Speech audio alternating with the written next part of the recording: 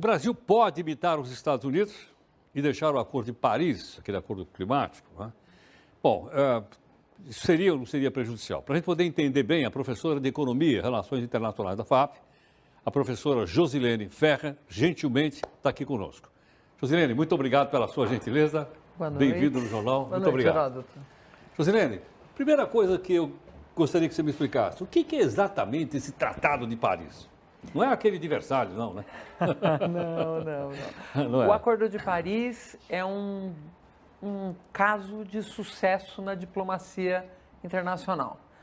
Ele foi proposto na Conferência das Partes em Paris, a famosa COP21, em 2015, e é um grande acordo onde os países se organizaram durante muitos anos, foi um processo lento de debate, para combinar uma estratégia para enfrentamento das mudanças do clima. Ou seja, uma estratégia para diminuir as emissões de gases de efeito estufa. Todos esses países que foram lá e assinaram, eles então aceitam o trabalho dos cientistas dizendo que o planeta está aquecendo? Com certeza, com certeza. Existe um painel composto por cerca de 10 mil cientistas no mundo inteiro, já contribuíram ao longo do tempo de existência do painel intergovernamental de mudança climática, o IPCC, e esse painel compila, ele organiza, ele sintetiza a ciência do mundo. E há um grande movimento dentro da comunidade científica em torno de lidar com essas questões. A mudança climática é natural ou a mudança climática é provocada pelo homem? A resposta para as duas perguntas é sim. Estamos num momento que o planeta está aquecendo, normalmente, naturalmente, é um processo natural, acrescido, incrementado pela ação humana. E o trabalho dos cientistas vem embasando a ação das Nações Unidas. Agora, Josilene, os países entraram nisso, assinaram espontaneamente. Sim. Eles podem também sair espontaneamente ou não? Podem. Agora, o detalhe, Heródoto, é o seguinte, esse acordo ele é muito inteligente, porque ele permite que cada país proponha a meta que lhe é possível. Então, os Estados Unidos, no Acordo de Paris, ou o Brasil, ou a Índia, ou a China, cada país soberanamente, autonomamente, decidiu o que iria propor. Então, esse argumento que surgiu, né, o ano passado do presidente americano de que o acordo não interessa aos Estados Unidos, que os Estados Unidos não iria cumprir uma meta proposta pela ONU, ele não é exatamente real, porque a meta americana foi proposta pelo governo americano. Eu não sabia. E tem um detalhe, Heródoto. Eu não sabia disso. Formalmente, os Estados Unidos não saíram de Paris. Eles não? não saíram de Paris. Não, se entrar no site das Nações Unidas, os países que ratificaram, os Estados Unidos é um país que ratificou Continua Paris. lá. Ele está lá. Na verdade, ele não ratificou. Ele se comprometeu com Paris e ele está ainda no acordo. Os Estados Unidos só pode sair do Acordo de Paris em 2020. Agora, o que é que o Brasil propôs lá? O Brasil O que nós prometemos? Porque a gente geralmente promete uma coisa, você sabe como é que é, né? Olha, o Brasil propôs um conjunto um pacote de medidas que são super benéficas ao país. Primeira delas, 37% de redução no desmatamento ilegal.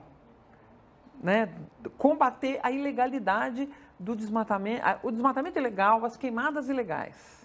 Não mexer com a livre propriedade, né? Ou seja, o Brasil se propôs a combater a ilegalidade. Preservar o que tem. Preservar o que tem, respeitar a propriedade privada, respeitar o agronegócio e combater a ilegalidade. Certo. É uma das nossas metas. 37% de redução no desmatamento até 2025, 43% até 2030.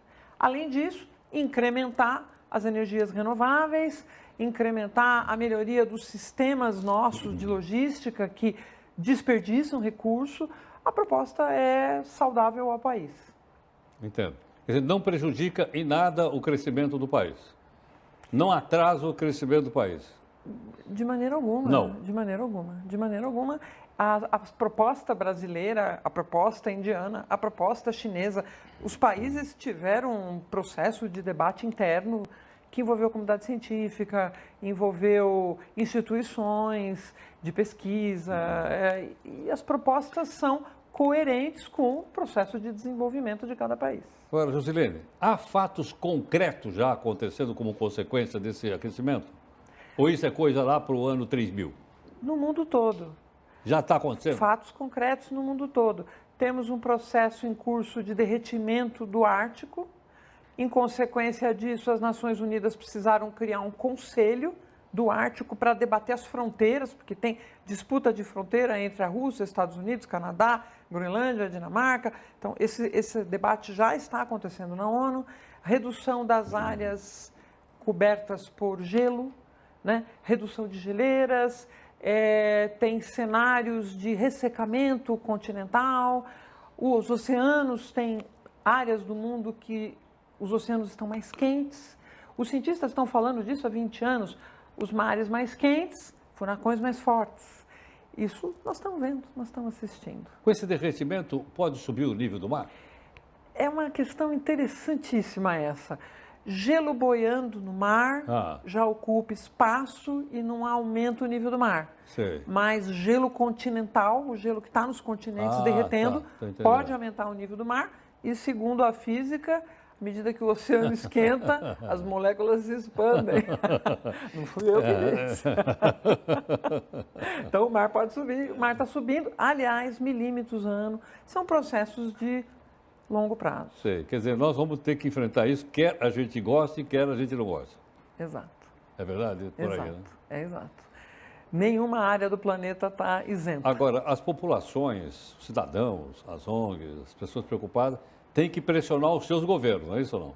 Para cumprir as suas metas. Com certeza. Porque o governo representa o país e a população. Você sabe que os governos são sensíveis ao interesse da sua população, né? Todo governo é sensível a isso. E na medida que o tema é prioridade, os governos se movimentam, né? Então você veja, a União Europeia é um dos carros-chefes do tema, é uma população muito sensível a isso.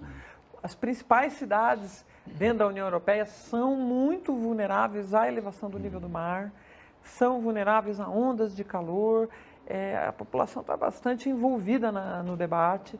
Você vê, um país com política dura como a China tem metas, tem um plano de ação dentro do Acordo de Paris.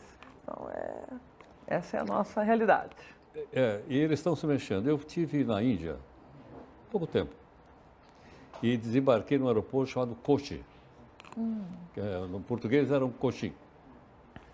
E aí a pessoa que me levou para fora do aeroporto fez questão de me mostrar o seguinte, disse, olha, esse aeroporto aqui era um aeroporto novo. É o primeiro aeroporto do mundo totalmente tocado por energia solar. Eu até passei pelo lado de fora para ele me mostrar os painéis e tal. Eu estava orgulhoso de que todo aquele aeroporto, tudo que estava lá dentro, era movido por energia do sol. A Índia é um país em desenvolvimento que tem metas muito ambiciosas no sentido de ampliação da energia renovável.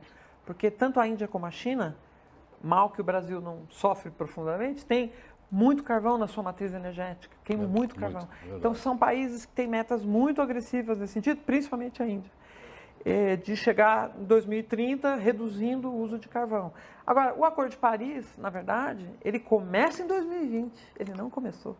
Ele está em vigor, mas ele inicia em 2020 e a cada 5 anos os países podem rever suas metas. Entendi. Josilene, muito obrigado pela aula. Queria pedir que você ficasse um instantinho para você assinar o nosso quadro de celebridades aqui. Ah, que honra. Um instantinho. Que honra. Bom, muito obrigado aqui a professora de Relações Internacionais da FAAP, professora Josilene Ferrer aqui conosco. Ficou bastante claro, né? De uma forma didática, bastante interessante para a gente poder entender. Porque se a gente não entende, a gente não consegue formar opinião. Entendeu agora, né? Dá para a gente formar opinião de um lado, do outro, isso é com você.